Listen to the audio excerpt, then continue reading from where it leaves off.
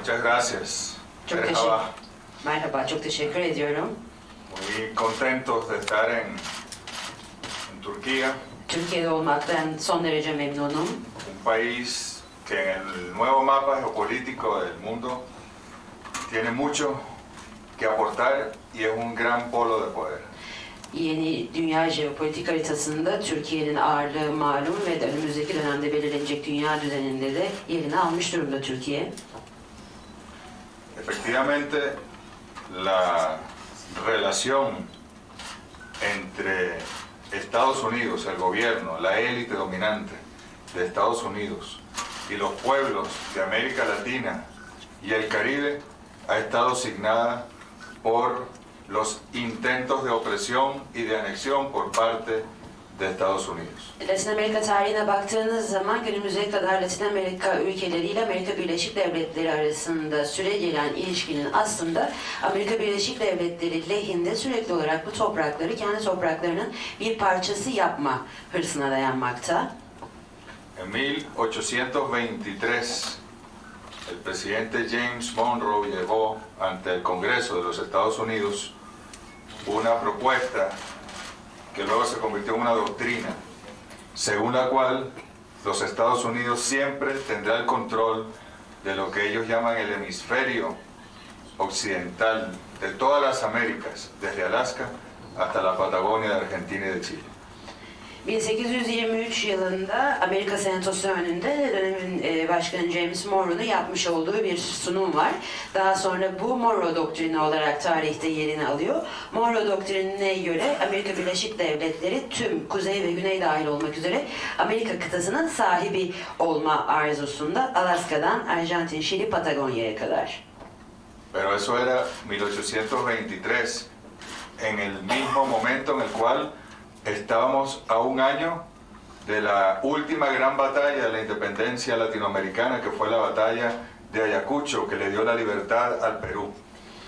Bu 1823 yılında söylenmiş bir şey. 1824 yılına geldiğiniz zaman Latin Amerika yani kıtanın güneyinde Ayacucho, Büyük Ayacucho Savaşı var ve bu savaş sayesinde de Peru bağımsızlığına kavuşuyor. Es decir, que al mismo tiempo, en simultáneo, Estados Unidos declaraba que todas las Américas estarían bajo su influencia y su control, y a la vez en América del Sur los pueblos se liberaban del Imperio Español. Şimdi şöyle bir şey var yukarıda kıtanın kuzeyinde 1823'te James Monroe kendi doktrinini yayınlarken kıtanın güneyinde ise Amerika halkları, Latin Amerika halkları tek tek bağımsızlıklarını eline alıyorlar. Y esa contradicción histórica ha estado presente en cada minuto de cada hora, de cada día de la historia de nuestra América.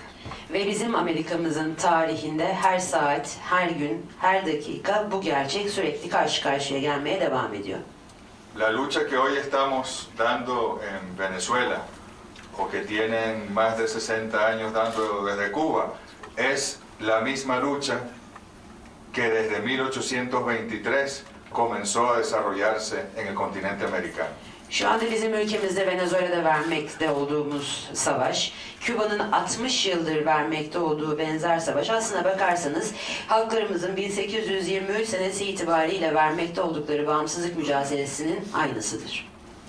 Era de suponerse que Estados Unidos, las colonias que se habían independizado en 1776, apoyarían los procesos de independencia de la América del Sur, así como ellos derrotaron en batallas al Imperio Británico, se suponía que apoyarían a los pueblos del sur a derrotar al Imperio Español.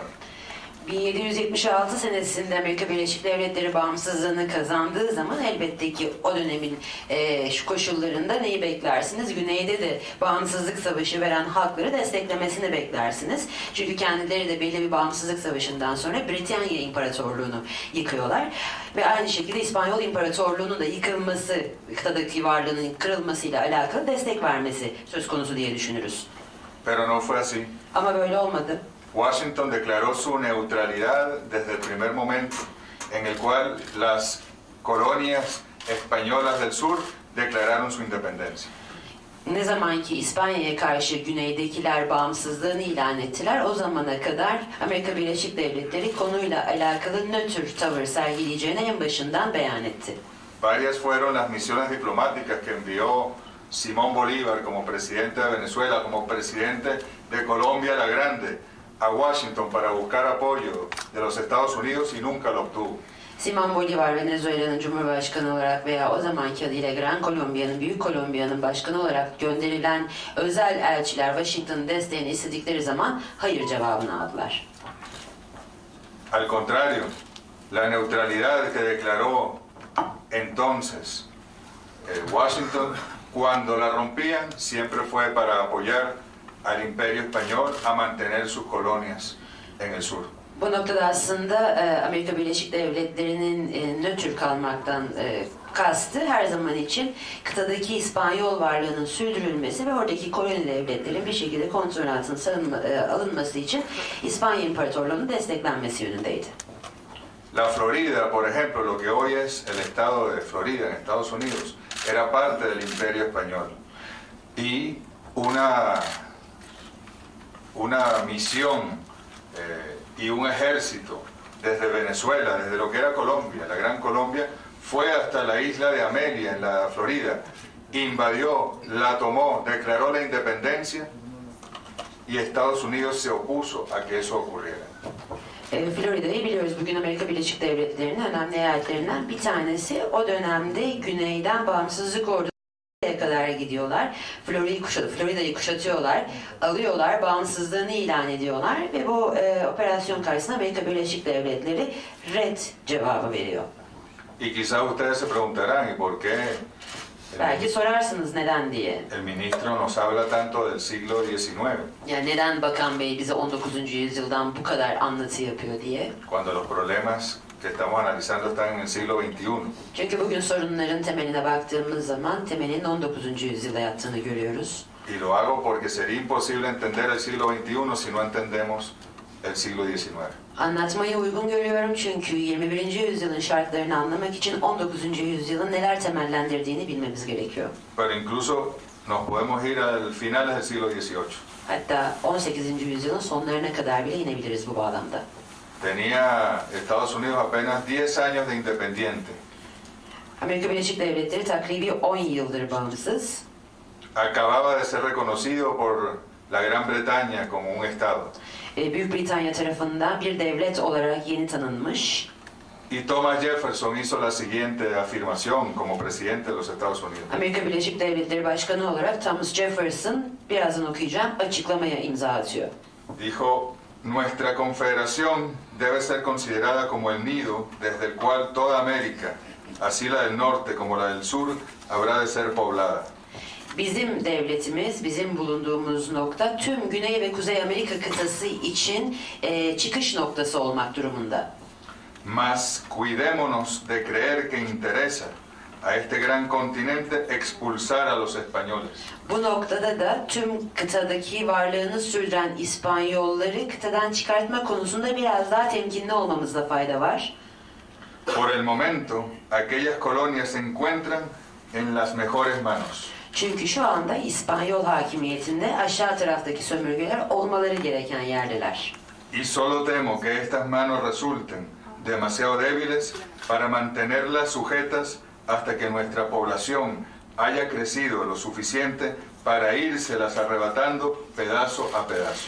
Ne zaman ki Amerika Birleşik Devletleri nüfusu bu aşağıda bahsettiğimiz coğrafyaları parça parça kendisine katmak için büyüdüğü noktaya ulaşır, o zaman İspanyol hakimiyetinin kıtadan silinmesinden söz edebiliriz. Es decir, Estados Unidos tuvo su plan de anexión de todo el continente desde el primer día de su existencia. Yani bu ne demek oluyor? Amerika Birleşik Devletleri kurulduğu ilk günden itibaren kıtanın geri kalanında ne kadar toprak varsa kendine dahil etmek için planlarını yapmış durumda. Y no la ha abandonado ni un solo segundo. Ve tek bir dakika, saniye bile bu plandan vazgeçmedi bugüne kadar. John Kerry, el ex secretario de Estado en tiempos de Obama, llegó a decir que la doctrina Monroe ya no tenía vigencia, que era cosa del pasado. Başkan Obama'nın danışmanlarından olan Jim Carrey o zaman şöyle bir söylemde bulunmuştu. Artık Monroe Doktrini'nin bir yaptırımı kalmadı diye. Pero al mismo tiempo, el gobierno de Barack Obama financiaba y ejecutaba un golpe de Estado en Honduras. Ama tam bunların söylendiği esnada da Barack Obama hükümeti Honduras'ta gerçekleştirilen bir darbeyi finanse etmekteydi. Desestabilizaba todos los gobiernos progresistas e independientes en América del Sur. Güney Amerika'da var olan bağımsız ve ilerici tüm hükümetleri teker teker görevden alma çabasındaydı. Facilitó un golpe de Estado parlamentario en Brasil contra la presidenta Dilma Rousseff. Brezilya'nın Anayasal Cumhurbaşkanı Dilma Rousseff'e karşı gerçekleştirilen darbenin içinde de Amerika Birleşik Devletleri vardı. Firmó un decreto declarando a Venezuela como amenaza inusual y extraordinaria para la seguridad nacional de los Estados Unidos. Venezuela'yı ise yayınladıkları bir Cumhurbaşkanlığı kararnamesiyle Amerika Birleşik Devletleri'nin milli güvenliği için sıra dışı tehdit olarak ilan ettiler. Financió todos los partidos políticos proamericanos para que llegaran al poder.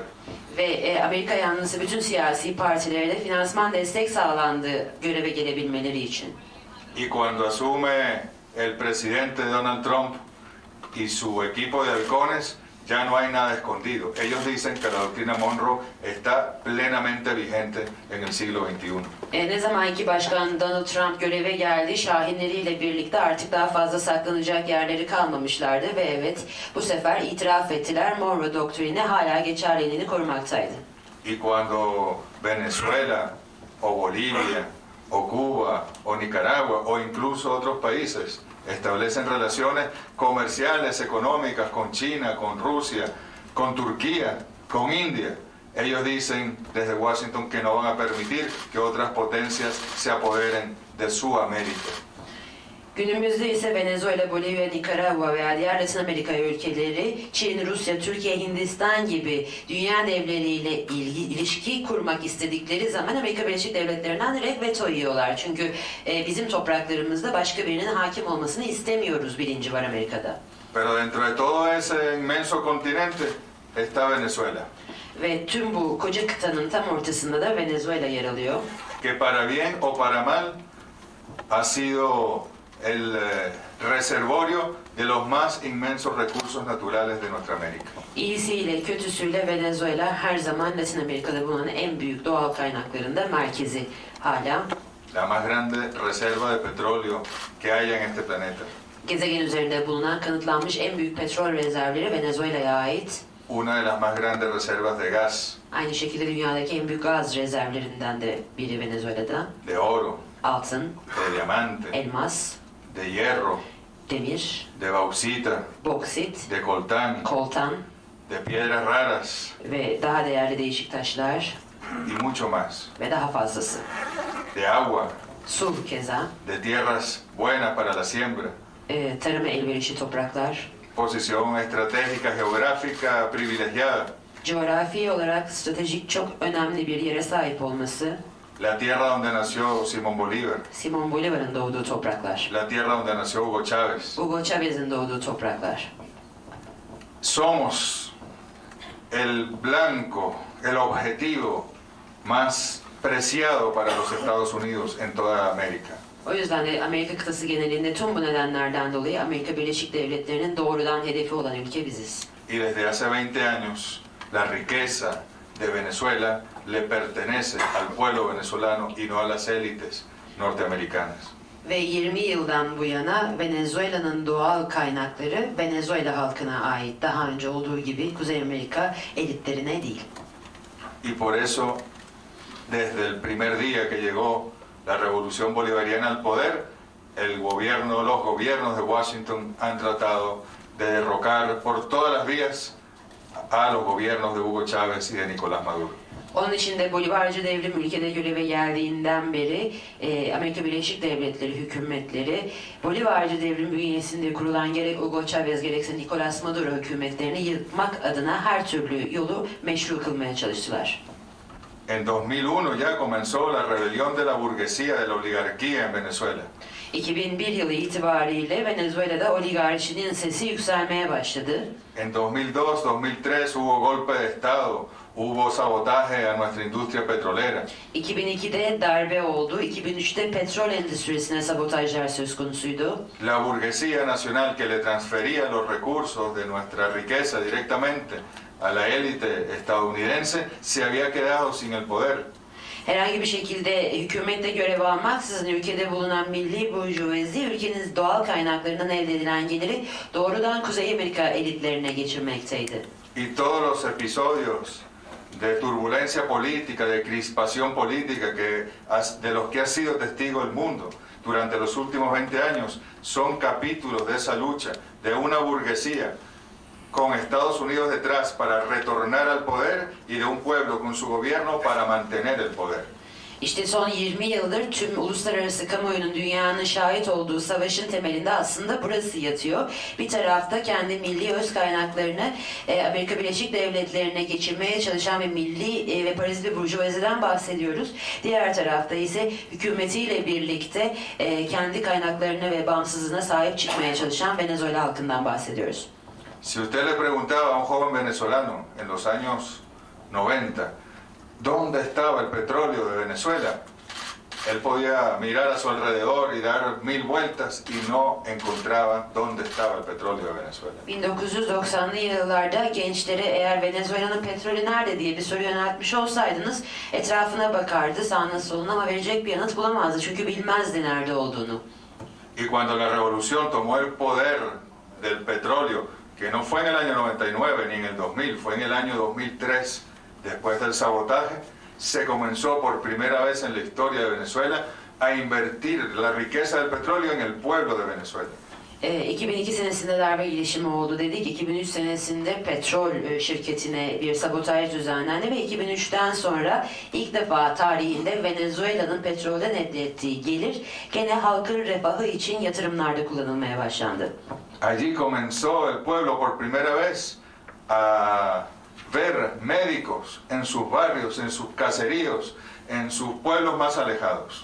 İşte o andan itibaren en ücra köşelerde, mahalle içlerinde, belki de Venezuela halkı hayatında ilk defa doktor hizmetiyle tanıştı. Llegaban miles de médicos, gracias a la Revolución Cubana y a Fidel Castro. Llegaban miles de profesores para darle la luz de la alfabetización a los pobres en Venezuela.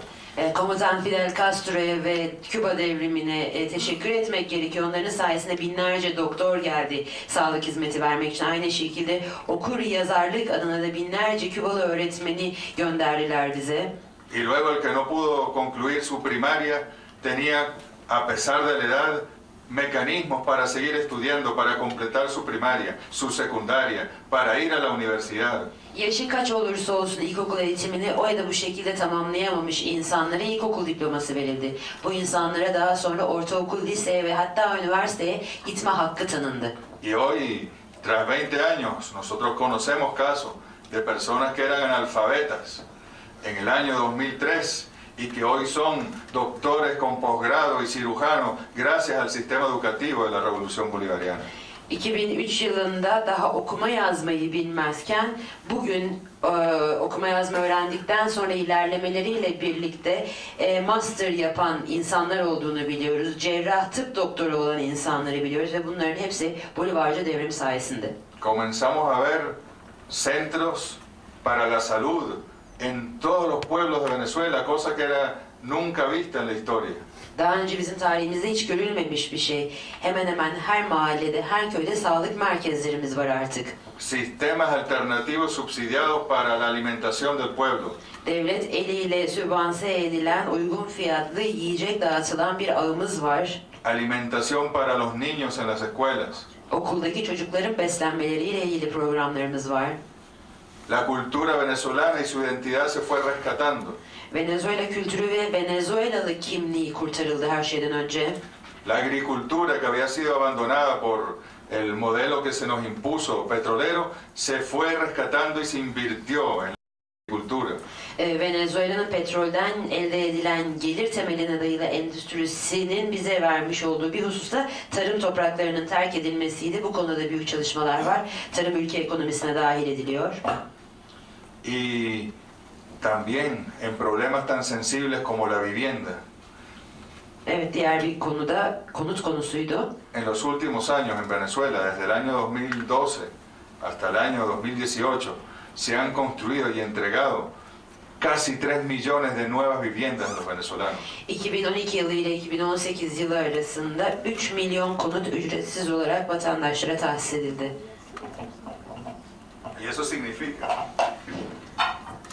estamos hablando de que si en cada vivienda viven un promedio, la familia venezolana es de 5 personas, estamos hablando de 15 millones de personas que viven en nuevas viviendas, de una población total de 30 millones de personas.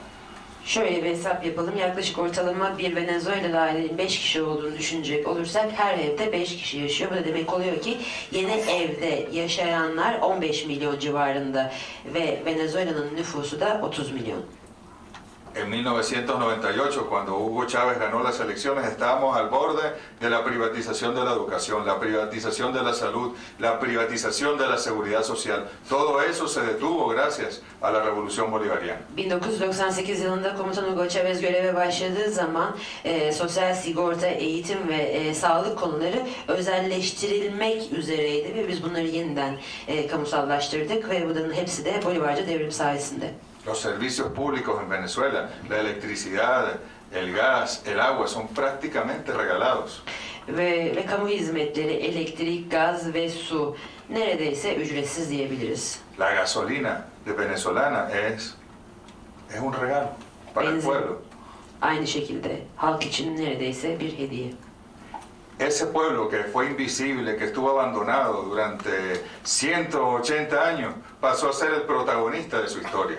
Düşünebiliyor musunuz? 180 yıl boyunca görünmez bir şekilde yaşayan halk Bolivarcı devrim sayesinde sürecin baş rol oyuncusu oldu. El pueblo se organizó en consejos comunales, en comunas, todo un movimiento popular de organización. Halk kendi içinde komünel meclislerde bir araya geldi.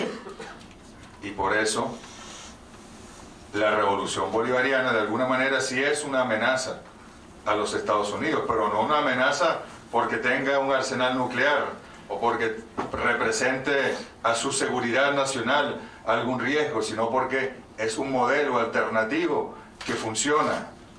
Bu nedenle tüm bu saydıklarımızdan dolayı elbette ki Bolivarcı devrim Amerika Birleşik Devletleri için bir tehdit sayılacak. Ama tehdit sayılmasının sebebi, altını çizmekte fayda var, nükleer silahları olduğundan veya insanlığı tehdit ettiğinden dolayı değil. Amerika Birleşik Devletleri'nin uygulamak için ısrarcı olduğu sisteme alternatif ve çok iyi çalışan başka bir sistemi önerdiği için. Y un sistema que se ha regido además por las reglas tradicionales de las democracias liberales. Ve aynı şekilde bu sistem klasik ve geleneksel liberal sistemin tüm varsayımlarını da çürüten bir sistem. Donde hay elecciones para la presidencia, para los parlamentarios, para los gobernadores, para los alcaldes, para casi todos los cargos de responsabilidad. Bu noktada Cumhurbaşkanı'ndan tutun da valilere, belediye başkanlarına kadar en minimum kamu görevi bile seçim yoluyla adaylarını buluyor. Donde hay referendo para consultarle al pueblo sobre los grandes temas del país. Ülkeyi de etkileyecek çok önemli konularla alakalı kamuoyu yoklaması yapılıyor sık sık. Donde en vez de 3 poderes, como es tradicional, hay 5 poderes: ejecutivo, legislativo, judicial, pero también tenemos el poder electoral y el poder ciudadano, el poder de defensa del pueblo. Bu noktada geleneksel liberal yapıda baktığınızda 3 kamu gücü vardır ama bizde 5 kamu gücü var. Yasama, yargı, yürütmenin yanı sıra seçim gücü ve halk gücü var. Donde las Fuerzas Armadas de Venezuela dejaron de ser un ejército de ocupación de los Estados Unidos en su propio país para ser de nuevo el gran ejército libertador para proteger a los venezolanos y las venezolanas. Bolivarcı Silahlı Kuvvetleri gelince daha öncesinde Venezuela Silahlı Kuvvetleri olarak Amerika Birleşik Devletleri'nin kendi ülkelerinde işgalci askerleri olarak görev yapmaktalardı. Ama Bolivarcı devrimle birlikte Simón Bolívar'ın özgürleştirici, kurtarıcı ordusu formuna yeniden kavuştular. Y el liderazgo del comandante Chávez era un liderazgo incomparable, un liderazgo de esos que solo surgen en nuestra América cada 200 años. Ve Komutan Hugo Chávez'in liderliği ise tartışılmaz, kesinlikle kıyas götürmez. Böyle liderler bizim Amerika'mızda 200 yılda bir dünyaya geliyorlar. Gracias a Hugo Chávez se creó la UNASUR en Sudamérica, los países de Sudamérica unidos. Gracias a Hugo Chávez se creó el ALBA entre países de Sudamérica, Centroamérica y el Caribe. Hugo Chavez sayesinde Güney Amerika Ülkeleri Birliği UNASUR kuruldu. Yine Hugo Chavez sayesinde ALBA kuruldu. Karayipler Güney Amerika ülkeleri arasında bir entegrasyon işbirliği organizasyonu. Gracias a Hugo Chávez y por supuesto a otros líderes del momento histórico de la primera década de este siglo se creó la CELAC, que agrupa a todos los países de nuestra América menos Estados Unidos y Canadá. Hugo Chavez sayesinde elbette, ama o dönemde gerçekten hizmet veren ve bu yola gönüllerini koyan diğer büyük liderler de sayesinde CELAC kuruluyor. CELAC, Amerika'daki bulunan bütün ülkeleri bünyesinde barındıran bir uluslararası organizasyon. Yalnızca Amerika Birleşik Devletleri ve Kanada yok. Gracias a Hugo Chávez, cuando los países del Caribe tuvieron que soportar la crisis del capitalismo del año 2008-2009, o los países del cono sur de Sudamérica, el petróleo venezolano no solo fue para los venezolanos, sino también para ayudar a esos países. 2008-2009 mali krizinde Karayip ülkeleri gerçekten çok zor günler yaşadılar ve bu bağlamda yine Hugo Chavez sayesinde Venezuela petrolü sadece Venezuela ekonomisini kalkındırmakla kalmadı, aynı zamanda bu ülkelerin de elinden tuttu. Pero Hugo Chávez enfermó y, como ustedes saben, falleció. Queda ahí una duda científica sobre el origen de la enfermedad del comandante Chávez. Ve hepimiz biliyoruz ki ne yazık ki komutan Hugo Chavez rahatsızlandı ve daha sonra hayatını kaybetti. Ama her zaman orada bir şüphe kalacak. Acaba hastalığın asıl nedeni neydi? Quizá podrán pensar que es paranoia del liderazgo revolucionario venezolano, pero qué raro que justamente Hugo Chávez, sin antecedentes familiares de ningún tipo en su familia, le diera un cáncer agresivo que no respondió nunca a los tratamientos de la quimioterapia. Siz belki bunu bir takıntı olarak düşünebilirsiniz, hani solcu devrimci olmanın getirdiği şüphecilikle alakalı mı diye, ama hayır. Hugo Chavez'in ailesinde daha önce hiçbir kanser vakasına rastlanmamış, herhangi bir şekilde genetik hiçbir kodlaması yok bu konuda, ama birden aniden çok vahşi bir kanser türüne yakalanıyor ve herhangi bir kemoterapiye de cevap vermiyor. Hugo Chávez le sugiere al pueblo venezolano que el liderazgo del país y de la revolución lo lleve uno de sus más grandes e importantes colaboradores, el señor Nicolás Maduro. Ve Hugo Chavez hayatını kaybetmeden önce halkla bir araya geliyor ve diyor ki ben eğer ölürsem benden sonra seçeceğiniz Cumhurbaşkanı Nicolás Maduro olmalıdır ki Nicolás Maduro da biliyorsunuz kendisinin en önemli yoldaşlarından bir tanesi. Nicolás Maduro no estudió en grandes universidades. Nicolás Maduro çok büyük üniversite diplomalarına sahip değil. Nicolás Maduro siempre estuvo al servicio del comandante Chávez y de la lucha revolucionaria en su vida. Hayatı boyunca her zaman komutan Chávez'in ve Bolivarcı devrimin hizmetinde olmuş bir nefer.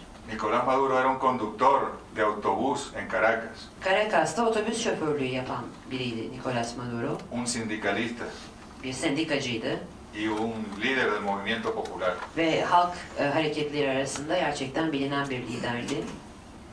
Y desde Washington y los grandes centros de poder en el mundo pensaron que fallecido el comandante Hugo Chávez, fallecía la revolución bolivariana. Washington başta olmak üzere emperyalist güç odakları dediler ki komutan Chávez öldü, Bolivarcı devrim de ölür. Y no fue así. Öyle olmadı. Al presidente Maduro le daban 100 días de gobierno. Yaklaşık olarak 100 gün biçmişlerdi Cumhurbaşkanı Maduro'nun hükümetteki varlığına. Luego algunos analistas dijeron, no, 100 días no, vamos a darle un año de gobierno. Sonra baktılar olmayacak. Bazı uzmanlar dediler ki bir yıl verelim kendisine. Presidente Maduro lleva 6 años en el gobierno. Şu anda 6 yıldır devletin başında Cumhurbaşkanı Maduro. Y desde Washington han hecho todo lo que es posible hacer para derrocar un gobierno. Ve Washington eliyle de bir hükümeti yıkmak adına uygulanabilecek ne kadar metot varsa hepsini uyguladılar. Desde el bloqueo económico más brutal que hayamos visto desde el bloqueo a nuestra hermana Cuba. Kardeş Cumhuriyetimiz Küba'ya yapılandan daha da sert bir ekonomik ambargoyu uyguladılar. Hasta intentos de asesinato con drones como el pasado 4 de agosto.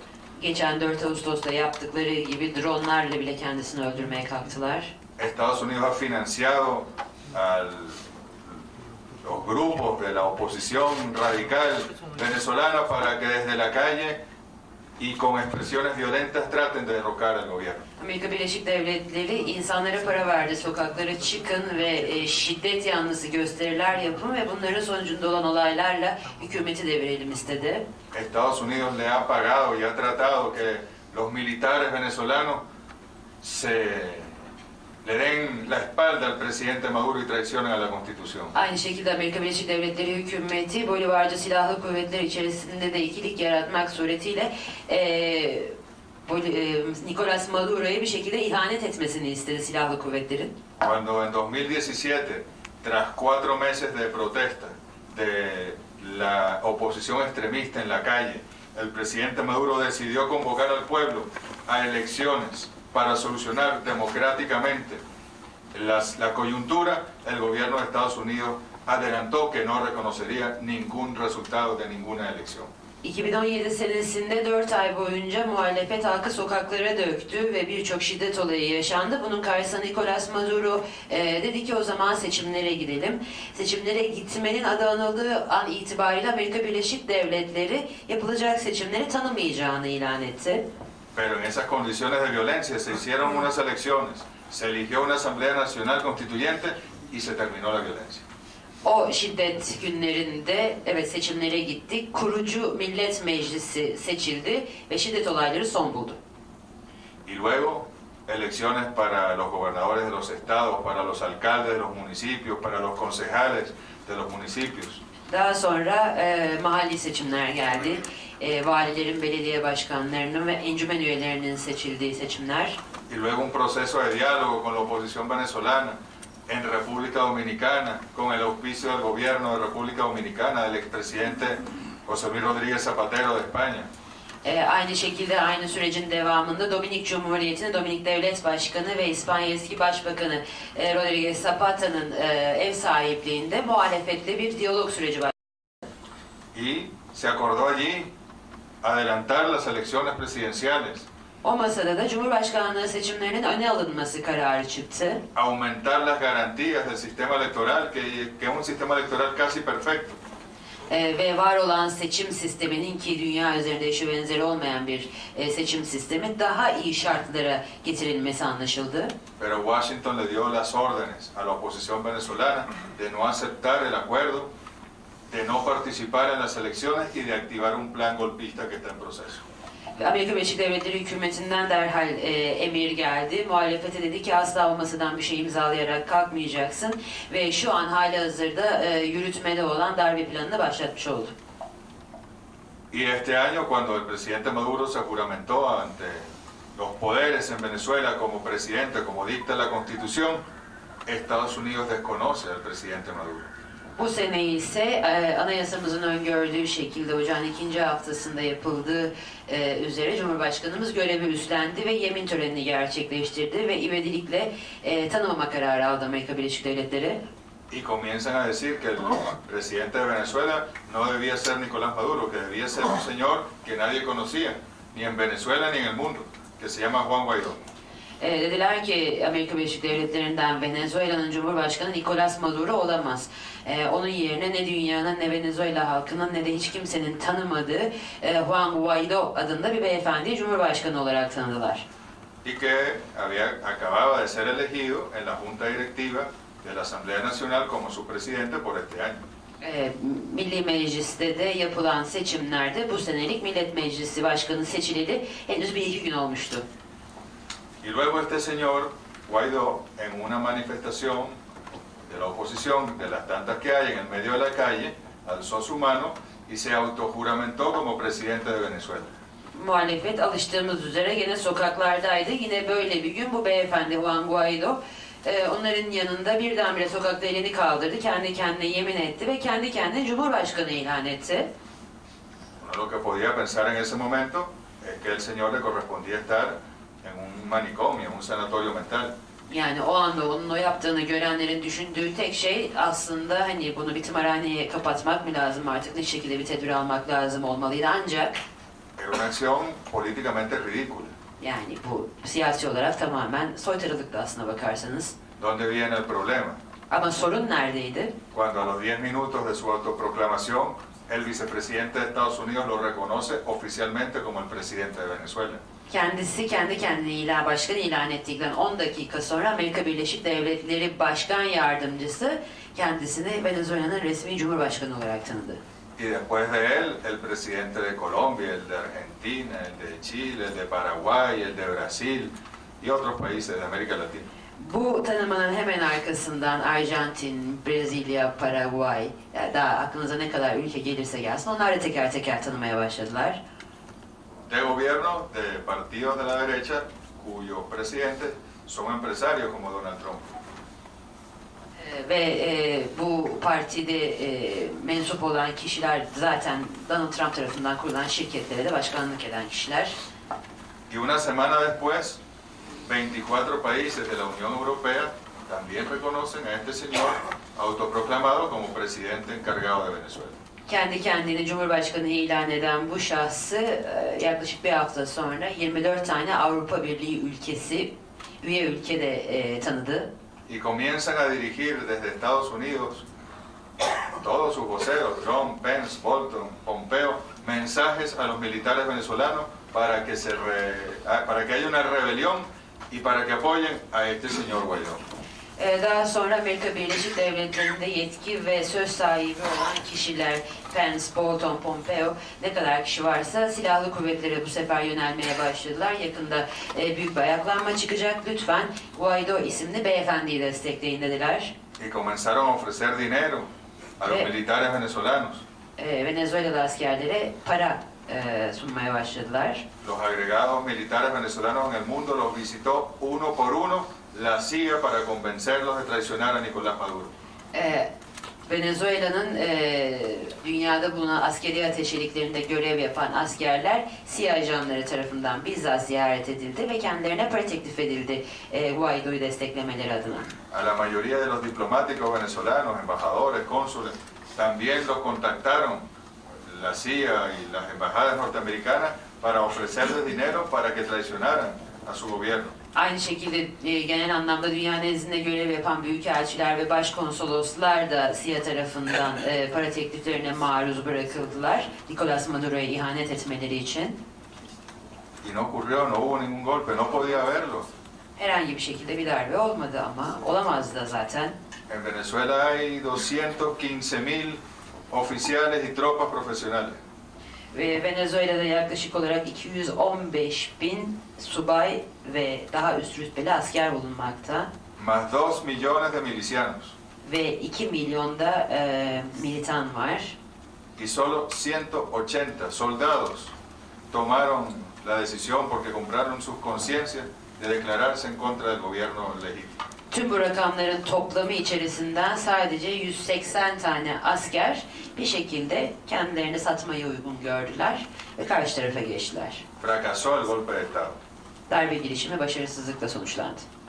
Y en una de las reuniones que tuve la fortuna o la mala suerte de tener con el señor Elliot Abrams, que es designado por el presidente Trump para los asuntos de Venezuela. Bu artık şans mıdır yoksa lanet midir bilmiyorum ama geçenlerde Başkan Trump'ın Venezuela konularıyla ilgili olarak atadığı özel elçisi Elliot Abrams'la bir araya geldim. Él me decía que fracasado el golpe, lo que corresponde es hacer colapsar la economía venezolana. Bana aynen şunu dedi. Evet, darbe girişimi başarısız oldu. Şimdi ekonominin belini kıracağız. Y ese es el plan en el que están en este momento. Şu anda yaptıkları şey de bu. Cada día imponen nuevas medidas, nuevas sanciones, mayores bloqueos a los activos, a los recursos y a los funcionarios venezolanos. Her geçen gün daha fazla yaptırım uyguluyorlar Venezuela'nın parasına, kurumlarına ve devlet görevlilerine. Ellos tienen 3 años hablando de una crisis humanitaria en Venezuela. Yaklaşık 3 yıldır Venezuela'da var olan bir insani krizden söz ediyorlar. Que no existe. Öyle bir şey yok. Pero ellos quieren crearla con este bloqueo. Ama yaptıkları bu ekonomik ambargoyla onlar asıl bu insani krizi oluşturmak istiyorlar. Que el pueblo venezolano de verdad se desespere Venezuela halkını umutsuzluk içinde görmek istiyorlar. Y ahí estaría el pretexto para la intervención militar. Ve böylece kendilerinin aradığı bahane de ortaya çıkmış olacak onların fikrine göre. Y cada vez que se les pregunta a ellos, a Estados Unidos, sus voceros, si ellos respetan la Carta de las Naciones Unidas y descartan el uso de la fuerza contra Venezuela, dicen no. Cuando se trata de Venezuela, todas las opciones están sobre la mesa. Amerika Birleşik Devletleri üst düzey yetkililerine Birleşmiş Milletler Şartnamesi'ni gerçek anlamıyla tanıyıp tanımadıkları ve herhangi bir şekilde silahlı müdahale konusunda uzlaşıda olup olmadıkları sorulduğunda kendileri doğrudan Venezuela söz konusu ise elbette ki hayır. Venezuela olduğunda tüm seçenekler masanın üzerinde yanıtını veriyorlar. Confiscaron nuestra empresa Citgo con refinerías, con estaciones de servicio en Estados Unidos con un valor superior a los 30.000 millones de dólares. Yaklaşık olarak 30 milyar doların üzerinde yıllık ciroya sahip olan Amerika Birleşik Devletleri'nde petrol rafineri ve sayısız benzin istasyonu bulunan Citgo isimli şirketimize el koymuş durumdalar. El costo anual del bloqueo de Estados Unidos oscila entre 20.000 y 30.000 millones de dólares. Son senelerde Amerika Birleşik Devletleri tarafından kullanılan ambargonun Venezuela'ya çıkarmış olduğu kayıba ait olan rakam 20 milyar ila 30 milyar dolar arasında değişmekte. Se han dedicado a atacar la moneda venezolana desde varios frentes para generar un proceso de hiperinflación en Venezuela. Venezuela milli parasına da mümkün olan her yoldan saldırmayı uygun buldular ve hiper enflasyonu yarattılar Venezuela'da. Los bancos en el mundo no quieren trabajar con Venezuela por temor a las sanciones de Estados Unidos. Amerika Birleşik Devletleri'nin kendilerine yaptırım uygulayacağından korktukları için dünyadaki hiçbir banka Venezuela ile çalışmak istemiyor. Esa es la situación en este momento. Şu anda yaşamakta olduğumuz durum bu. Y el pueblo de Venezuela está ahí en resistencia permanente. Ve Venezuela halkı direnmeye devam ediyor. Atacaron nuestro sistema eléctrico también, Elektrik sistemimize bir saldırı oldu. que ya tenía debilidades por la falta de inversión gracias al bloqueo de los Estados Unidos. Amerika Birleşik Devletleri'nin ambargosundan dolayı, finansal imkansızlıklardan dolayı var olan eksiklerini giderilmediği bir sistemde evet ama onu da çökerttiler. Y ellos aprovechando esa debilidad lanzan ataques electromagnéticos, ataques también cibernéticos y hacen colapsar el sistema de electricidad. Onlar da bu eksiklerin farkındalardı zaten. Elektromanyetik ve sibernetik olmak üzere farklı yöntemlerle sistemi çökertmek için sabotajlarda bulundular. Y es mentira que todas las opciones estén sobre la mesa, en esa mesa de la que ellos hablan. Gelelim bahsettikleri masaya. Hayır, yalan. Hemen hemen her seçenek masa üzerinde konuşulmaya sunulmuş durumda değil. Está en esa mesa una solución política, está en esa mesa el diálogo, ¿no está? Siyasi bir çözüm olması gerekir değil mi? O bahsettikleri masada diyalog olması gerekir ama yok. ¿Está en esa mesa el respeto a la Carta de las Naciones Unidas y al derecho internacional? Tampoco está. O masada Birleşmiş Milletler Şartnamesi'ne ve uluslararası hukuka saygı olması gerekir değil mi? Ama yok. ¿Está en esa mesa el respeto a la voluntad democrática de los venezolanos y a la Constitución de Venezuela? Tampoco está. O masada Venezuela Cumhuriyeti Anayasası'na ve Venezuela kanunlarına ve özgür iradeye saygı olması gerekir değil mi? Ama yok. Y además, y con esto quiero cerrar, estamos nosotros en el epicentro también de la política interna de los Estados Unidos. Biz şu anda dünyanın değil, aynı zamanda Amerika Birleşik Devletleri'nin iç politikasının da merkezinde olan ülkeyiz. Porque ese estado de la Florida que les dije que en el siglo XIX fue liberado por los venezolanos y que los Estados Unidos se opusieron a esa liberación. Az önce hani bahsetmiştim ya, bir Florida eyaleti vardı. Venezuela özgürlükçü orduları gitmişti, bağımsızlığını kazanmıştı. Amerika Birleşik Devletleri karşı çıkmıştı. En el siglo XXI, en ese extraño sistema de colegios electorales de la democracia de Estados Unidos, para ganar la presidencia de Estados Unidos es necesario ganar el estado de la Florida. Bu gelenekçi sistem gereğince Amerika Birleşik Devletleri Başkanı olabilmek için oyların belli bir kısmının belli eyaletlerden çıkması kuralına bağlı olarak eğer Amerika Birleşik Devletleri Başkanı olmak istiyorsanız Florida'yı mutlaka almanız gerekiyor. Aquí hay muchos jóvenes, muchachos, revisen la experiencia de las elecciones presidenciales del año 2000, donde no se supo el ganador de la presidencia de Estados Unidos. Durante 10 días hasta que se determinó quién había ganado el estado de Florida. Burada birçok genç arkadaşımız var. Ben genç arkadaşlarımızın hepsini 2000 senesinde yapılan Amerika Birleşik Devletleri başkanlık seçimlerinin sonuçlarını incelemeye davet ediyorum. Seçimlerden takribi 10 gün sonrasına kadar kimin Cumhurbaşkanı olduğu bilinemedi. Ta ki Florida'daki seçim sonuçları kat'i olarak açıklanana kadar. Es un estado que gracias a la población cubano-americana y de otros países latinos muy vinculados a la población cubana en el exilio, siempre ha sido de tendencia republicana. Daha doğrusu Florida eyaletine baktığınız zaman her zaman Kübalı ve diğer Amerika menşeli ülkelere bağlı vatandaşların nüfusun çoğunluğunu oluşturduğunu görürsünüz. O nedenle de son derece önemli. Pero el año pasado el partido de Trump casi pierde la gobernación del estado y casi pierden el candidato a senador por muy pocos votos en la Florida. Florida'ya baktığımızda geçen sene oradaki valilik seçimlerini çok ufak bir farkla neredeyse kaybediyordu. Trump aynı şey Florida'nın Amerikan Senatosu için çıkardığı senatör adayı için de geçerli. Çok ufak bir marjla kazandı.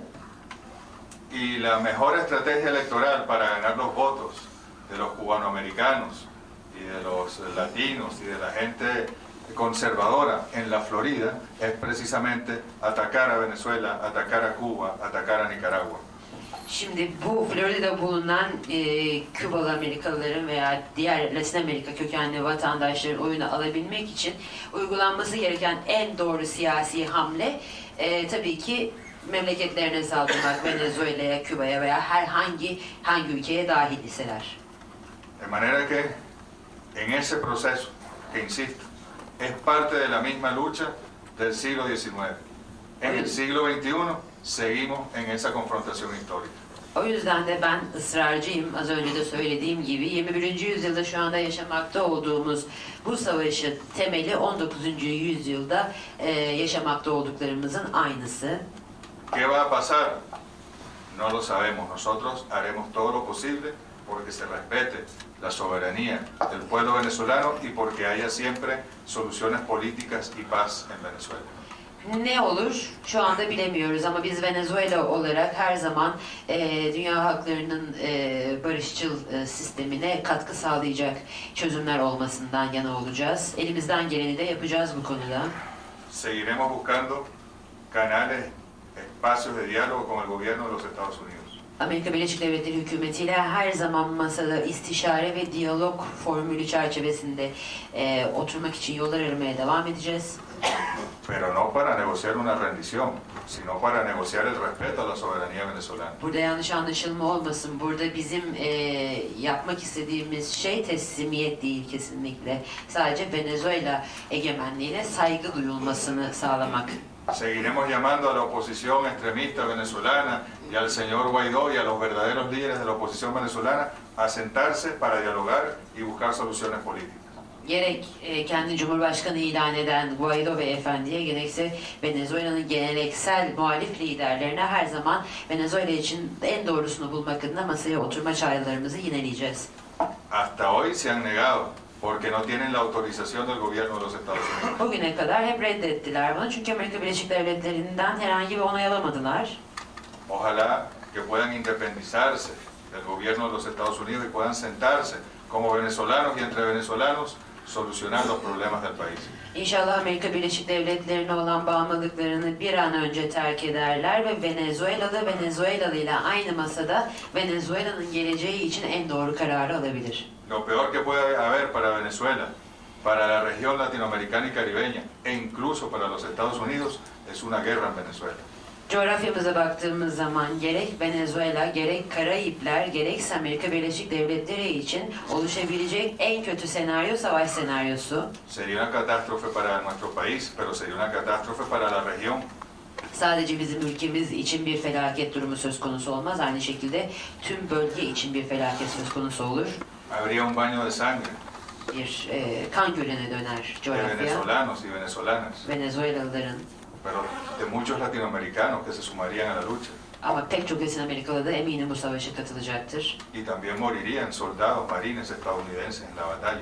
Ve yapılan savaşta elbette ki Amerika Birleşik Devletleri deniz kuvvetlerinden de hayatlarını kaybedecek insanlar olacaktır. Y pasarían 1 año, 2 años, 3 años, 10 años, y nosotros sabríamos resistir hasta la victoria. Belki 2 sene geçecek, böyle olursa 3 sene geçecek, hatta 10 sene geçecek ama emin olun ki biz direnmeye ve hak ettiğimizi almaya her zaman hazır olacağız, orada olacağız. Pero no es esa la victoria que buscamos, queremos la victoria hoy de la paz, de la democracia y del respeto a Venezuela. Ama bizim aradığımız savaş eliyle değil, bugün size söylediğim gibi her zaman barış, demokrasi eliyle olacaktır. Y es en ese contexto que nosotros agradecemos el apoyo del presidente Erdogan, del gobierno de Turquía, el apoyo del pueblo turco a la revolución bolivariana, al derecho internacional y a la paz. Bu noktada da tüm bu anlattıklarımızın sonucu olarak Sayın Cumhurbaşkanı Recep Tayyip Erdoğan'a, Türk hükümetine ve Türk halkına göstermiş olduğu tüm dostluktan dolayı teşekkürlerimizi sunuyoruz. Estados Unidos está presionando a todos los países, todos en el mundo, para que desconozcan el gobierno legítimo de Venezuela y reconozcan al títere que quieren imponer. Amerika Birleşik Devletleri şu anda tüm dünya ülkelerine baskı yapmakta. Nicolás Maduro hükümetini tanımayın, Juan Guaido'nun kurmuş olduğu hükümeti tanıyın diye. Está presionando a los países africanos, está presionando a las islas del Pacífico, está presionando a los países del Caribe. Karayip'teki ülkeleri, Pasifik adalarını ve Afrika ülkelerini bu konuda zorluyor. Y sin embargo, la inmensa mayoría de los gobiernos del mundo se mantienen respetuosos de la Constitución de Venezuela y del derecho internacional. Ve çok güzel bir şeydir ki dünya üzerinde var olan ülkelerin çoğunluğu hem Bolivarcı Anayasa'ya hem de Venezuela'nın bağımsızlığına saygı duyar bir pozisyondalar. Y como lo decíamos ayer con el hermano canciller Mevlut Cavusoglu, nosotros no permitiremos que obstaculicen nuestra cooperación con Turquía, sino que en esta circunstancia de dificultad ampliaremos y profundizaremos nuestra relación con Turquía. Dün sevgili dostum Türk Dışişleri Bakanı Mevlüt Çavuşoğlu ile de bu konuyu istişare ettik. Orada da kendisiyle aynı şeyde mutabık kaldık. Her ne olursa olsun bu zor dönemde başlayan işbirliği yine bu zor dönemde en üst seviyeye kadar çıkmak durumunda. Siempre respetando las normas del derecho internacional, las normas del comercio internacional, nosotros lograremos profundizar y ampliar nuestra cooperación con Turquía. Her zaman için uluslararası hukukun ve uluslararası ticaret hukukunun öngördüğü şartları yerine getirerek Türkiye ve Venezuela arasındaki işbirliğini en üst seviyeye çıkaracağız. Y nada ni nadie, ningún poder en este mundo podrá impedir que dos pueblos independientes y soberanos tengan un vínculo que les une, un vínculo que se profundice y un vínculo que se extienda hacia el futuro. Ve dünya üzerinde hiçbir şey veya hiç kimse iki egemen ve özgür devletin kendi aralarında kurmuş oldukları işbirliğini engellemeye güce sahip olmayacaktır. Y quería cerrar con una frase del libertador Simón Bolívar. Kurtarıcımız Simón Bolívar'ın bir cümlesiyle sözlerimi bitirmek istiyorum. De hace 200 años. Bundan 200 sene önce söylemiş. Cuando le dijo a un agente diplomático de Estados Unidos, Amerika Birleşik Devletleri'ndeki bir diplomatik ajana söylüyor bunu. Lo mismo da para Venezuela enfrentar a la España que enfrentar al mundo entero si el mundo entero la ofende. Şöyle söylüyor Simón Bolívar. Bugün Venezuela'nın İspanya'ya kafa tutması, yarın bir gün tüm dünya karşısına geçse dünyaya kafa tutmasıyla aynı şey olacaktır. Y tenemos nosotros la certeza de que con el apoyo de hermanos en el mundo, como los turcos, como los rusos, como los chinos, como los caribeños latinoamericanos y de muchas partes del mundo, en esta circunstancia difícil nosotros saldremos victoriosos y la independencia del pueblo venezolano saldrá fortalecida y esta disputa histórica entre Estados Unidos y el sur del continente será definida con el triunfo del sur, el triunfo de la libertad de los pueblos. Muchas gracias. Türkler, Ruslar, Çinliler ve Karayipler'deki kardeşlerimizin desteğiyle biz biliyoruz ki bu zor durumun üstesinden geleceğiz ve Bolivarcı devrim bu süreçten daha da güçlenmiş olarak çıkacak ve biz inanıyoruz ki bundan sonrası için yüzyıllardır süre gelen bu ikilem çözümlenecek ve bizim istediğimiz şekilde barış yoluyla çözülecek.